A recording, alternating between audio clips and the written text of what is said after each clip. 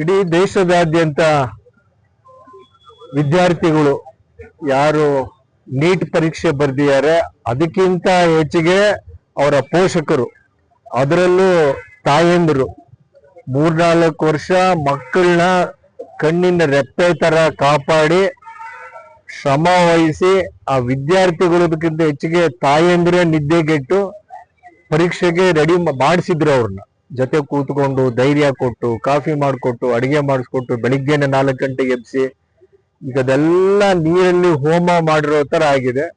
ಇದು 4ನೇ ಬಾರಿ ರಿಪೀಟ್ ಆಗ್ತಾ ಇದೆ. ಇದು ಕೇಂದ್ರ ಸರ್ಕಾರದ ಧರ್ಮೇಂದ್ರ ಪ್ರಧಾನ್ ಅವರು, ಕೇಂದ್ರ ಶಿಕ್ಷಣ ಸಚಿವರು, ಹಿಂದಿನ HRD ಇದಕ್ಕೆ ಒಂದು ರಿಯಾಕ್ಷನ್ ಕೊಡ್ತಾ ಇಲ್ಲ ಮಾಧ್ಯಮಕ್ಕೆ. ನಿನ್ನೆ ಬೆಳಿಗ್ಗೆಯಿಂದ ಟ್ರೈ ಮಾಡ್ತಿದ್ದಾರೆ ಮೀಡಿಯಾ ಹೌಸ್ನವರು, ಒಬ್ರಿಗೂ ನೋ ಕಾಮೆಂಟ್ಸ್ ಅಂತ ಹೇಳ್ತಿದ್ದಾರೆ. ಮೊದಲು ತನಿಖೆ ಆಗ್ಲಿ ಅಂತಾರೆ. ಯಾವ ತನಿಖೆ? CBI ತನಿಖೆ. ಅದೇ 1 ದಿವಸ 2 ದಿವಸಕ್ಕೆ ಆಗ್ತಾವ ಅದು? ಅಲ್ಲಿ ತನಕ ಜವಾಬ್ದಾರಿ ಹೊತ್ತಂತ ಶಿಕ್ಷಣ ಸಚಿವ ಶ್ರೀಯುತ ಧರ್ಮೇಂದ್ರ ಪ್ರಧಾನ್ ಅವರು ಇದ್ರ ಬಗ್ಗೆ ಯಾವುದೇ ಹೇಳಿಕೆ ಕೊಡಲ್ಲಂತ. ಅವ್ರ ಪರವಾಗಿ officer director general Abhishek Singh ಅವರು ಈ ಟೆಸ್ಟಿಂಗ್ ಏಜೆನ್ಸಿ ಅವರು ಇದಕ್ಕೆ ಹೇಳಿಕೆ ಕೊಡ್ತಾ ಇದ್ದಾರೆ.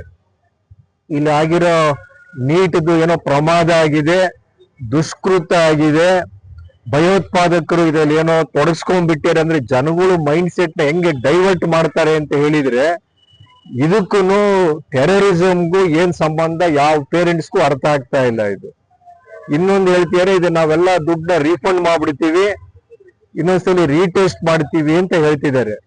ಎಲ್ಲಾ ರಾಜ್ಯ ಸರ್ಕಾರಗಳು 3 ವರ್ಷದಿಂದ ಕೇಂದ್ರ ಸರ್ಕಾರನ ಒತ್ತಾಯ ಮಾಡ್ತಿದ್ದಾರೆ, ನಮಗೆ ಬಿಟ್ಕೊಟ್ಬಿಡಿ ಜವಾಬ್ದಾರಿ, ನಾವೇ ಇದನ್ನ ಯಶಸ್ವಿಯಾಗಿ ನಿರ್ವಹಣೆ ಮಾಡ್ತೀವಿ. ಉದಾಹರಣೆಗೆ ನಮ್ಮ ಕರ್ನಾಟಕ ಪರೀಕ್ಷಾ ಪ್ರಾಧಿಕಾರ ಇದೆ, KE, ಎಷ್ಟು ಚೆನ್ನಾಗಿ ಸಮರ್ಥವಾಗಿ ದಕ್ಷತೆಯಿಂದ ಪರೀಕ್ಷೆಗಳನ್ನ ನೀಟ್ ಆಗಿರ್ಬೋದು, CET ಆಗಿರ್ಬೋದು, ಜೊತೆಗೆ ಹಲವಾರು ಇಲಾಖೆ ಪರೀಕ್ಷೆಗಳನ್ನು ಯಶಸ್ವಿಯಾಗಿ ಅವರು ಮಾಡ್ಕೊಂಡು ಬಂದಿದ್ದಾರೆ. ಈಗ ಶ್ರೀಯುತ ಪ್ರಸನ್ನ ಅವರಿದ್ದಾರೆ ಅದಕ್ಕೆ ಡೈರೆಕ್ಟರ್ ಆಗಿ, ಅತ್ಯುತ್ತಮವಾಗಿ ನಿರ್ವಹಣೆ ಮಾಡ್ತಿದ್ದಾರೆ. ನಮ್ಗೆ ಬಿಟ್ಕೊಟ್ರೆ, ಡಿಸೆಂಟ್ರಲೈಸ್ ಮಾಡಿದ್ರೆ ಇನ್ನ ಚೆನ್ನಾಗಿ ನಡೆಯುತ್ತೆ. ಎಲ್ಲೇ ತಪ್ಪುಗಳಾದ್ರೆ, ಪ್ರಮಾದಗಳಾದ್ರೆ ತಕ್ಷಣ ನಾವು ಅದನ್ನ ಏನ್ ಲೀಕೇಜ್ ಇರುತ್ತೆ ಅದನ್ನ ಪ್ಲಗ್ ಮಾಡ್ಬೋದು. ಇದು ಸಮುದ್ರ ಇದ್ದಂಗಿದೆ. ಇದು ನಾವೆಲ್ಲರೂ ಖಂಡಿಸೋದು ಒಂದೇ ಅಲ್ಲ, ಇದು ಕೇಂದ್ರ ಸರ್ಕಾರದಿಂದ ಜವಾಬ್ದಾರಿಯುತ ಆಗಿರ್ತಕ್ಕಂಥವ್ರು ಇದಕ್ಕೆ ತಕ್ಷಣ ಹೇಳಿಕೆ ಕೊಡಬೇಕು, ಪೇರೆಂಟ್ಸ್ಗಳಿಗೆ ಇದು ಸಮಾಧಾನ ಮಾಡಬೇಕು. ಅದ್ರ ಜೊತೆಗೆ ಎಲ್ಲಾ ಸ್ಟೇಟ್ನವರು ಒಕ್ಕೋರ್ನಿಂದ ಕೇಳ್ತಿರೋದು, ಮೊಟ್ಟ ಮೊದಲಿಗೆ HRD ಮಂತ್ರಿ ಶಿಕ್ಷಣ ಸಚಿವ ಧರ್ಮೇಂದ್ರ ಪ್ರಧಾನ್ ಅವರು ರಾಜೀನಾಮೆ ಕೊಟ್ಟು ನೀನು ಅಸಮರ್ಥರಾಗಿದ್ದೀರಾ, ಹೊರಗಡೆ ಬನ್ನಿ ಅಂತೇಳಿ ಕೇಳ್ತಾ ಇದ್ದಾರೆ. ಇದು ಪೋಷಕರೇ ಇದನ್ನ ಕೇಳ್ತಿದ್ದಾರೆ. ಈಗೆಲ್ಲ ಜೆನ್ ಜಿ ಅವರು ಜನರೇಷನ್ ಎಲ್ಲಾ ಕಡೆ ಮುಂಚೂಣಿಲಿದ್ದಾರೆ. ನಾವು ಅವ್ರನ್ನ ನೆಗ್ಲೆಕ್ಟ್ ಮಾಡಕ್ ಆಗೋದಿಲ್ಲ. ಇದು ವಿದ್ಯಾರ್ಥಿಗಳ ಆಂದೋಲನ ತರನೇ ಈಗ ಇದು ಎಲ್ಲಾ ಕಡೆನೂ ರೂಪ ಆಗ್ತಾ ಇದೆ. ಇದು ನಾವುಗಳು ಸಹಿತ ಪ್ರತಿ ತಾಲೂಕಲ್ಲೂ ನಾಳೆಯಿಂದ ಮೀಟಿಂಗ್ಗಳು ಮಾಡ್ತಾ ಇದ್ದೀವಿ. ವಿದ್ಯಾರ್ಥಿ ಸಮೂಹ ಹಾಗೂ ಪೋಷಕರನ್ನ, ಯಾರ್ಯಾರು ಪೋಷಕರಿದ್ದಾರೆ ಪೇರೆಂಟ್ಸ್ಗಳನ್ನ ಅವ್ರನ್ನು ಕರೆದು ಸಭೆಗಳನ್ನ ಮಾಡ್ತಾ ಇದ್ದೀವಿ. ಅವರ ಮನಸ್ಸಿನಲ್ಲಿರ್ತಕ್ಕಂಥದ್ದು ಏನೋ ಧೈರ್ಯ ಹೊರಗಡೆ ಬರಕ್ ಅವರು ಹೆದರ್ಕೊಳ್ತಾ ಇದ್ದಾರೆ. ವಿದ್ಯಾರ್ಥಿಗಳು, ಸ್ಟೂಡೆಂಟ್ಸ್ ಯಾರು ಹೆದರ್ತಾ ಇಲ್ಲ. ಇದನ್ನ ನಾವು ಎಲ್ಲಾ ಕಡೆ ನೋಡ್ತಾ ಇದ್ದೀವಿ, ಯೂತ್ ಪವರ್ ಹೇಗ್ ನಡೀತಾ ಇದೆ ಅಂತೇಳಿ. ಇತ್ತೀಚೆಗೆ ತಮಿಳ್ನಾಡು ಎಲೆಕ್ಷನ್ ನಮ್ ಕಣ್ಣು ಮುಂದೆ ಇದೆ.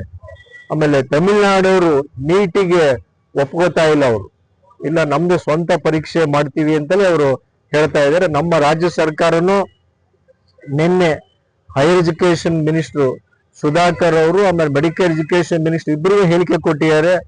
ಇನ್ನೊಂದು ವಾರದಲ್ಲಿ ಎಲ್ಲಾ ರಾಜ್ಯಗಳ ಶಿಕ್ಷಣ ಸಚಿವರನ್ನ ಒಂದು ಮೀಟಿಂಗ್ ಕರೆದು ಒಂದು ನಿಯೋಗ ಹೋಗಿ ಕೇಂದ್ರ ಸರ್ಕಾರಕ್ಕೆ ನಾವು ಒತ್ತಾಯ ಮಾಡ್ತೀವಿ ಅಂತೇಳಿ ಈಗ ಹೇಳಿದ್ದಾರೆ. ಆಯಾ ರಾಜ್ಯ ಸರ್ಕಾರ ನಾವೇ ಜವಾಬ್ದಾರಿ ತಗೊಂಡು ಪರೀಕ್ಷೆ ಮಾಡ್ತೀವಿ.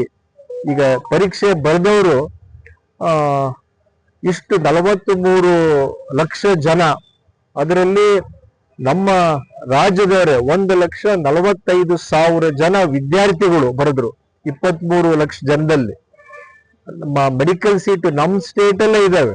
10,559 ಮೆಡಿಕಲ್ ಸೀಟು ನಮ್ಮ ಸ್ಟೇಟ್ ಅಲ್ಲೇ ಇದಾವೆ. ನಾವುಗಳೇ ಹಂಚಿಕೆ ಮಾಡಬಹುದು. ನಮ್ದು ಹೈಯೆಸ್ಟ್ ಇರೋದು ನಮ್ಮ ದೇಶದಲ್ಲಿ ಮೆಡಿಕಲ್ ಸೀಟುಗಳು. ಎಲ್ಲಾದ್ರಲ್ಲೂ ನಾವು ಸಮರ್ಥರಾಗಿದ್ದೀವಿ ಅಂತೇಳಿ ಕೇಳ್ತೀವಿ. ಎಲ್ಲದಕ್ಕಿಂತ ಹೆಚ್ಚಿಗೆ ಈಗ ಆಗಿರತಕ್ಕಂತ ಅನ್ಯಾಯ ಏನಿದೆ, ಈ ಪ್ರಮಾದ ಏನಿದೆ, ಇದಕ್ಕೆ ಪರಿಹಾರ ಏನು ಅಂತ ನಮ್ಗಳೆಲ್ಲರದ್ದು ದೊಡ್ಡದಾದಂತ ಪ್ರಶ್ನೆ. ಇದು ತಾಯಂದಿರ ಪರವಾಗಿ, ವಿದ್ಯಾರ್ಥಿಗಳ ಪರವಾಗಿ ನಾವು ಮುಂದೆ ಇಡ್ತಾ ಇರತಕ್ಕಂಥ ದೊಡ್ಡದಾದಂತ ಕ್ವಶನ್ ಮಾರ್ಕ್.